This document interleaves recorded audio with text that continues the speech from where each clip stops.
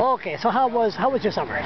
It's been an extremely busy summer. You know, just this past weekend, for an example, Roxanne and I had a chance to celebrate La Foire Briand in Edmonton on Saturday. Then Saturday evening we were into Bathurst. Sunday morning we were up to Dalhousie for the Festival Bon Ami.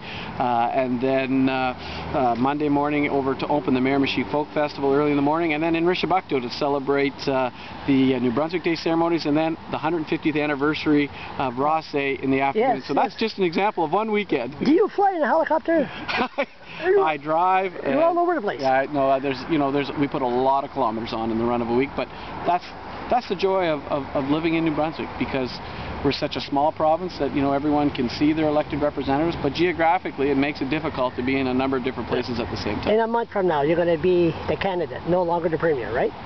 You know, you never stop working to earn the trust of New Brunswickers, and as Premier today, you know, we've worked extremely hard over the last 4 years on a number of key fronts to grow the economy and, you know, to create those opportunities to keep our kids and our grandkids back here at home. And I'm ready to run on our record. We've got a lot to be proud of over the last 4 years, but more important, we're ready to run on the future of this province. What are you going to say to people during the election that you brought the issue NB Power, French immersion, and you backed down?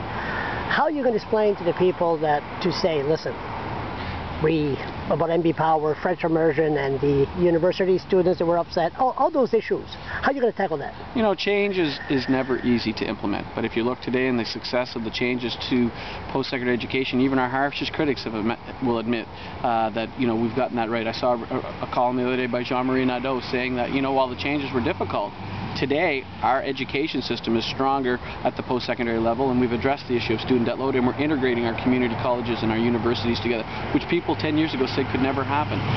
If you look at our education system, because of the new teachers and teachers' aides that we've hired, and focusing on the classroom and through the innovation learning agenda that we put forward in the community schools, test scores are going up.